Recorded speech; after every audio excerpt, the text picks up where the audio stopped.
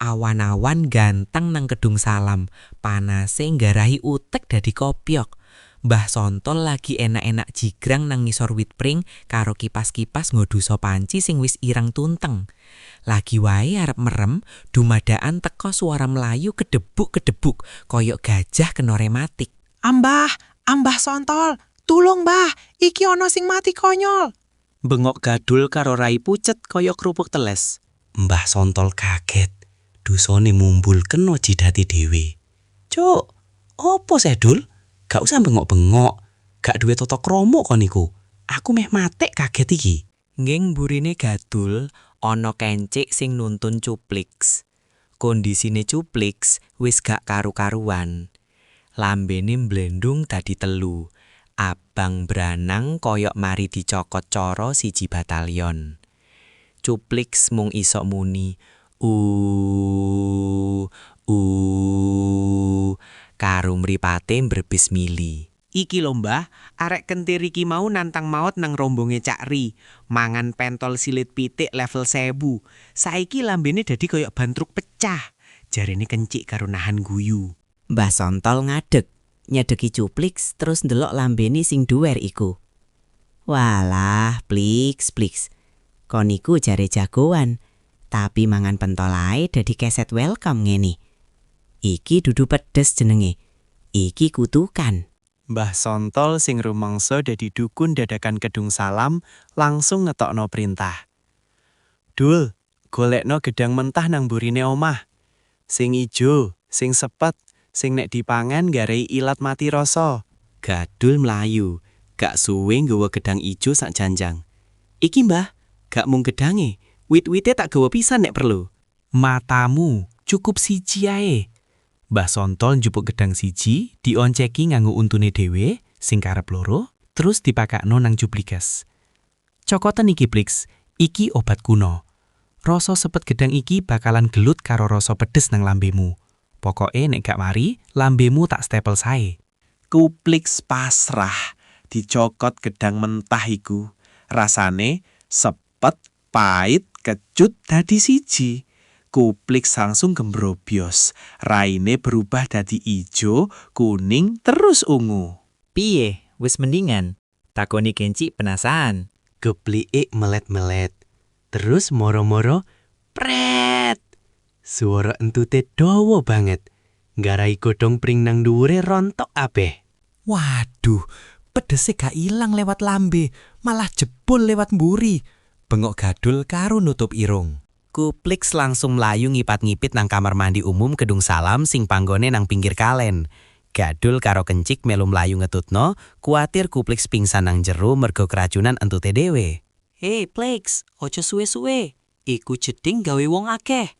Bengok kencik saka njaba. Nying jero, Cupliks bengok-bengok koyok wong kesurupan. Panas, Cok. Iki sire melepuh kabeh. Mbah Sontol nyusul karo mlaku sithik-sithik merga boyoken.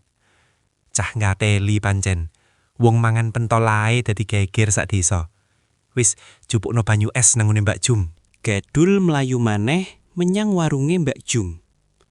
Pas teko kono, Mbak Jum lagi goreng tempe. Mbak, jupuk es batu sing paling gede. Gawe nyirep geni nang bokonge Cupliks. Loh, Cupliks lapo? Kobongan. Takoni Mbak Jum kaget. Gak mbak, dheweke lagi simulasi dadi kompor gas. Gadul langsung nyaut es batu sak plastik terus melayu balik nang kamar mandi. Nang ngarep kamar mandi, kaanan tambah semrawut. Cupliks metu saka jeding. Raine pucet, lambene sik dower, tapi saiki ceklan pager karo mlaku mengkang. Mbah, gak mempan banyu. Iki kaya ana mercon nang jero wetengku. Sambat Cupliks. Mbah Sontol sing wis mulai emosi mergo keganggu turu awane, langsung nyaut opo wae sing ana nang sandinge. Iki, oleh sono sabun colek iki nang lambemu karo nang burimu. Sabun iki iso ngresiki dosa-dosamu pisan. Cupliks sing wis gak iso mikir, langsung nyaut sabun colek ekonomi saka tangane Mbah Sontol. Tanpa takon maneh, langsung diolesno nang lambe. Aduh, Cuk, perih Mbah. Iki sabun opo semprotan nyamuk? Cupliks njondil-njondil kaya iwak diwenehi uyah. Kencik guyu ngakak sampai guling-guling nang lemah. Goblok konfliks, iku duduk sabun colek biasa. Iku deterjen sing nggo kumbah jeroan truk. Mbah Sontol mung klepus-klepus udut klobot. Wis ben kapok. Wong urip iku kudu tau ngrasakno perih ben gak dadi cah cinta terus. Pas lagi geger-gegeran, Pak Kami Tuwo lewat gowo sepeda ontel. Dheweke mandek mergo ndelok Cuplik sing lambene putih kabeh kena sabun. Karo raine sing mringis-mringis. Ono opo iki? Lapo Cuplik kaya wong mari mangan tumpukan busa ngono? Takone Pak Kami Tuwo bingung. Iki lho Pak, Cuplik lagi dadi model iklan sabun mandi Kedung Salam.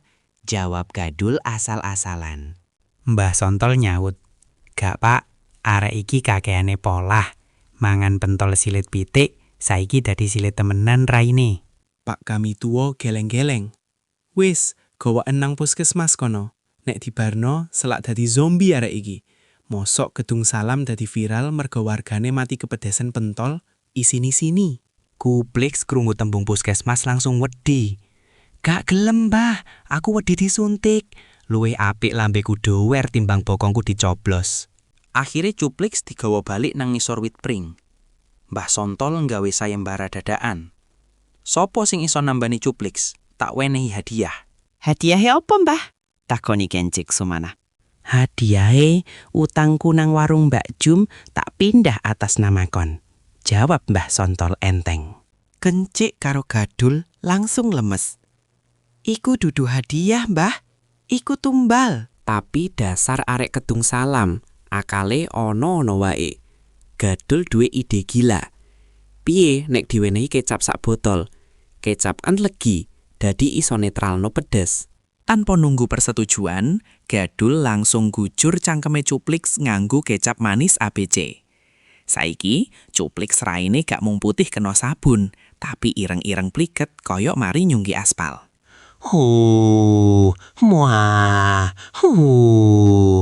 Cuplik tambah gak iso ngomong, lambene lengket gak iso mangap blas. Bagian 7. Muncule Cakri, sang penjual pentol. Pas kahanan tambah kacau, Cakri sing dodol pentol lewat nggawa rombonge. Bentol, bentol, silit pitik, nggarai lali oma, nggarai lali bojo. Mbah Sontol langsung bengok. Hei, Ri, mreni kon. Deloken iki korban malpraktekmu. Cakri mandeg, kaget ndelok Cuplik. Loh, Mas Cuplik, kok dadi koyo ondel-ondel ngene raimu? Iku kecap apa oli bekas? Iki kabeh mergo pentol muri. Arek iki dadi kentir, bengok Kenci. Cak Ring guyu kalem. Oh alah, lali gak tak kandani. Nek kepedesen mangan pentolku, tambani duduk gedang, duduk sabun, opo maneh kecap. Tambani mung siji, mangan kerupuk upil sing dijelupno banyu tawar. Iku rahasia turun-temurun. Cakri nyupuk kerupuk upil saka rombonge. Dijelupno banyu, terus dipakakno nang Cuplik sing lambene sik lengket kecap. Ajaib, bareng mangan kerupuk iku, Cuplik langsung iso mangap. Hah, legane rek. Cuplik bengok banter banget. Wah, pancen sakti kerupuk muri. Jarene Nggah Sontol karo mantuk-mantuk. Tapi masalah durung mari. Cuplik ndelok Cakri karo moto melotot. Ri, gara-gara pentolmu aku dadi koyok ngini. Saiki kon kudu tanggung jawab. Cakri bingung. Tanggung jawab piye Mas? Gratis no pentolmu gawe aku sak wulan. Bengok Cuplik. Mbah Sontol langsung nyampluk ndase Cuplik nggo dosa panci maneh. Dasmu, wis dower sik njaluk gratisan. Wis bubar-bubar. Kedung Salam wis aman saka wabah lambe dower. Akhire wong papat iku bubar. Cuplik mlaku mulih karo rai sing isih pliket kecap. Gadul karo Kencik guyu cekakakan nang burine. Lan Mbah Sontol balik merem nang ngisor wit pring. Nunggu drama sabanjure nang desa Kedung Salam sing gak tau sepi saka lelucon wargane.